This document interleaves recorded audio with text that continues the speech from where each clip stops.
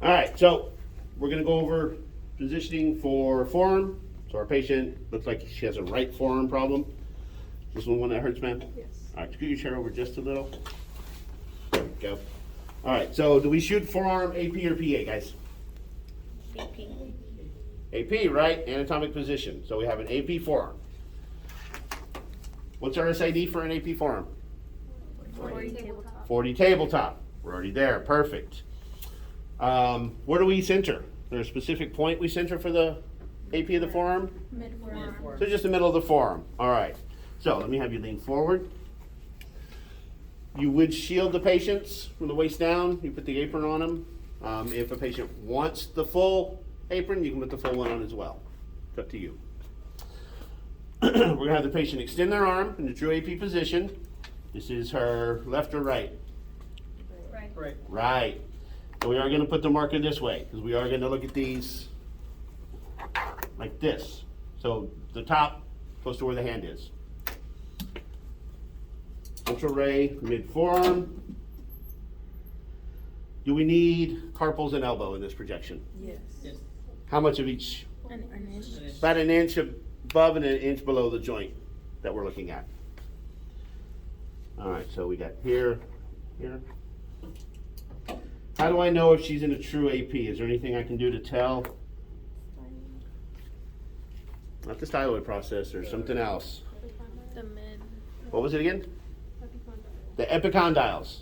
Yeah, so we want to make sure that they are in what relation to the image receptor? Parallel. Parallel. So, this one here, and here, so those feel pretty much parallel. Maybe a little bit of rotation. Palm facing upward. Marker in. Centered on the image receptor. Centered on the anatomy. All right, any kind of breathing instructions for this? No, basically we want to tell the patient to do what? To stay still, yeah. So don't move, take your exposure, and there's your AP.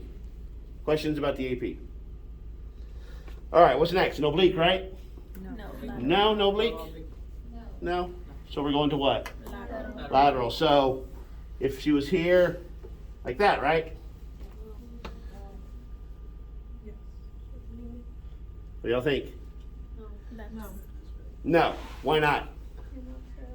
Because we're not going to have all the anatomy in the lateral position. So you can do these one of two ways. You can leave the patient seated like this. You could have the patient sitting sideways. Depends on their level of comfort. What I do though is we are definitely going to flip the image receptor. So now we're going to place your elbow and we're going to have the forearm in a true lateral, which means the hand and wrist are in lateral position as well. Pretty much the same thing. Going to be centered mid forearm.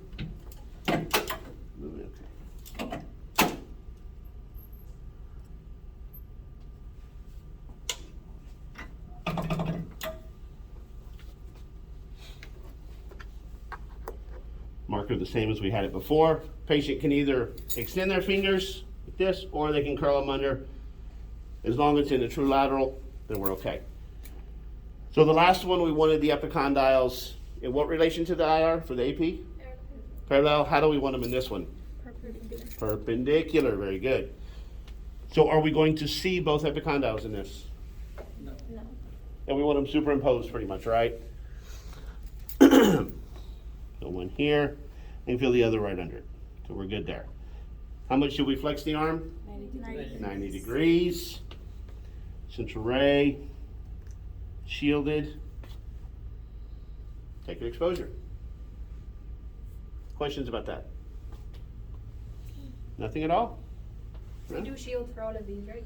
Yes, you would shield. Yeah, it's over there. I didn't want to jump in front of the camera and all that, but yes, you would shield, put it across the waist. Again, if a patient's very super concerned about thyroid dose, even though we know that it's less than 5 centimeters, more than 5 centimeters from the central ray, the risk of any kind of exposure there is minimal. But if a patient really says, no, I want it, if you have access to it, just let them wear it. Any other questions?